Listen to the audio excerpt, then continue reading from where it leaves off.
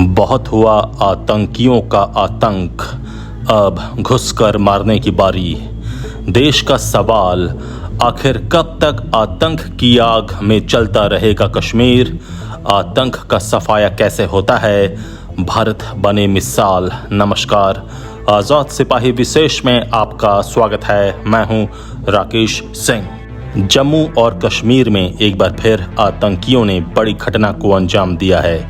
दो अलग अलग मुठभेड़ों में भारतीय सेना के एक कर्नल, एक मेजर, एक जवान और जम्मू कश्मीर पुलिस के डिप्टी एसपी की शहादत हुई है।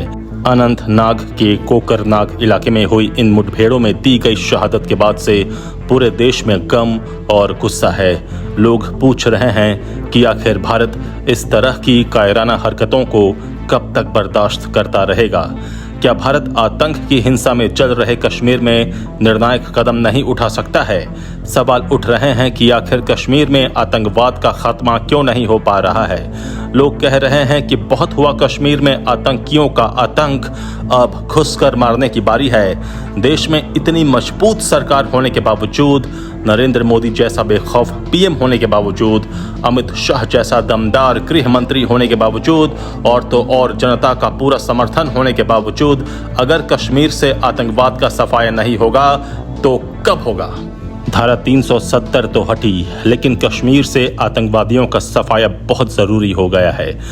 आखिर कब तक हमारे जवान पाकिस्तान पोषित आतंकवादियों के हाथों मारे जाएंगे? क्यों नहीं एक बार खुलकर आमना सामना हो जाए? पूरी दुनिया जानती है कि कश्मीर में आतंकवाद को कौन संरक्षण दे रहा है। पुलवामा और उरी हमले के बाद भारत ने जो जवाबी कार्रवाई की थी, वैसी कार्रवाई की अब जरूरत महसूस की जाने लगी है। अब सब कुछ केंद्र सरकार के हाथों में है। दुनिया भर में भारत की जो मजबूत छवि बनी है, उस पर कश्मीर में हो रही घटनाएं बदनुमा दाग हैं और इन दागों को तत्काल मिटाना जरूरी है। इसके लिए पूरा देश एकजुट होकर अपनी सरकार के पीछे खड़ा है। कश्मीर पर अब निर्णायक कदम उठाने का समय आ गया है, क्योंकि आतंक पर काबू पाए बिना देश तरक्की के रास्ते पर आगे नहीं बढ़ सकता है। इसलिए कश्मीर में अब हर हाल में शांति जरूरी है।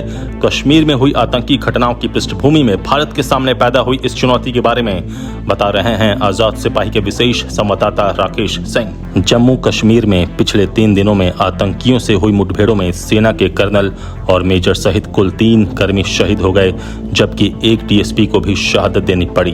13 दिसंबर को अनंतनाग में मुठभेड़ के दौरान शहीद हुए सेना के कर्नल मनप्रीत सिंह, मेजर आशीष ढोंचक और कश्मीर पुलिस के डीएसपी हुमायूं भट्ट की काफी प्रेरणादायक वीरगाथा है।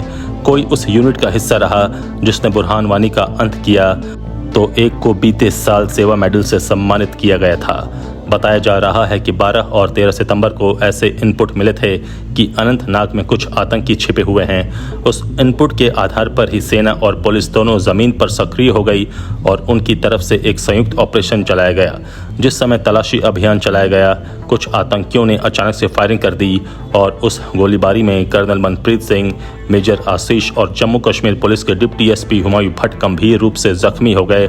उन्हें तुरंत अस्पताल में भर्ती करवाया गया, लेकिन खून इतना बह चुका था कि तीनों में से किसी भी वीर सपूत को नहीं बचाया जा सका। G20 देशों के प्रतिनिधियों के कश्मीर दौरा करने और वहां सफलतापूर्वक बैठक आयोजित करने के बाद विदेशी ताकतों के इशारे पर कश्मीर में आतंकवाद की आग दहकाने की साजिश की जा रही है। शांति की ओर लौट रहे कश्मीर में पिछले 3 साल में ये सबसे बड़ा हमला है जिसमें इतने बड़े अफसरों की शहादत हुई है। इससे पहले कश्मीर के हंदवाड़ा में 30 मार्च 2020 को 18 घंटे चले हमले में कर्नल, मेजर और सब इंस्पेक्टर समेत 5 अफसर शहीद हुए थे। इस साल अब तक राजौरी पुंछ जिले में सुरक्षा बलों ने 26 आतंकियों को मार गिराया है। 10 पुलिसकर्मी भी शहीद हुए हैं। सुरक्षा बलों ने 9 अगस्त को 6 आतंकी पकड़ लिए थे। इसके अलावा कश्मीर पुलिस और भारतीय सेना ने संयुक्त अभियान के दौरान 15 अगस्त से पहले 6 आतंकियों को गिरफ्तार किया था। इनके पास से गोला बारूद और हथियार बरामद किए गए थे। कश्मीर में जहां 2021 में 129 आतंकवादी घटनाएं और 34 घुसपैठ हुई थी, वहीं 2022 में इनकी संख्या 125 और 14 थी। 2023 में 30 जून तक 26 आतंकवादी घटनाएं हुई थीं, जबकि घुसपैठ की एक भी घटना नहीं हुई थी। 2021 में आतंकवादी घटनाओं में 41 नागरिक और 42 सुरक्षाकर्मी मारे गए थे। 2022 में 30 नागरिक और 31 सुरक्षाकर्मी मारे गए थे। 2023 में अभी तक कम से कम 7 नागरिक और 4 सुरक्षाकर्मियों की मौत हो चुकी है। अब सवाल उठ रहा है कि आखिर देश के जवानों को कब तक पाक समर्थित आतंक का सामना करते हुए खून बहाना पड़ेगा। इस समय पूरे देश भर में इस तरह की मांग की जा रही है कि अब समय आ गया है जब कश्मीर की शांति भंग करने के लिए पाकिस्तान को माकूल जवाब दिया जाए। पाकिस्तान को उचित जवाब दिए बिना इस आतंकवाद पर नियंत्रण पाना काफी मुश्किल काम है। आखिर हमारे जवानों का खून इस तरह फिजूल में कब तक बहता रहेगा। ये भारत के सब्र की अति हो चुकी है। भारत की सहनशीलता का फायदा पड़ोसी मुल्क भारत में अस्थिरता फैलाने के लिए इस्तेमाल करता रहा है। चीन और पाकिस्तान भारत में G20 शिखर सम्मेलन के सफल आयोजन और उसमें अमेरिका और भारत समेत 8 देशों का आर्थिक गलियारा बनाने के फैसले के बाद काफी परेशान हुए हैं। वास्तव में भारत का अंतर्राष्ट्रीय मंच पर बढ़ता कद पड़ोसी दुश्मन देशों के लिए परेशानी का सबब बन गया है। इस सब को देखते हुए काफी संभावना है कि भारत में अस्थिरता फैलाने के लिए जम्मू कश्मीर और खालिस्तान के नाम पर आतंकवादी गतिविधियों को बढ़ाने की कोशिश की जाएगी। इसके प्रति सचेत होकर सुरक्षा की चाक चौबंद व्यवस्था करने की जरूरत है। वहीं पड़ोसी मुल्क को सख्त संदेश देने की जरूरत है। यह संदेश सैन्य कार्रवाई और अन्य किसी नए रूप में भी हो सकता है, लेकिन केवल बयानबाजी से अब काम नहीं चलेगा।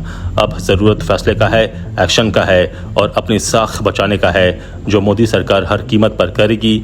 इसका भरोसा देशवासियों को है। दरअसल सामान्य जनजीवन की ओर तेजी से लौट रहे जम्मू कश्मीर में अमन का माहौल पड़ोसी देश पाकिस्तान और उसके पोषित आतंकियों की आंखों को चुभ रहा है। एक बार फिर पाक प्रेरित दहशतगर्दों ने खून खराबा का माहौल बिगाड़ने की कोशिश की है। ऐसा भी माना जा रहा है कि भारत POK पर निर्णायक कदम उठाने वाला है, इसलिए आतंकी फड़फड़ा रहे हैं, यानी दिया बुझने ही वाला है। भारत जिस प्रकार से हथियार खरीद रहा है और खुद को मजबूत सैन्य शक्ति के रूप में स्थापित कर रहा है और जिस तरीके से वैश्विक मंच पर खुद को स्थापित कर रहा है, उससे तो यही संकेत मिल रहा है कि भारत अब चुप बैठने वालों में से नहीं है।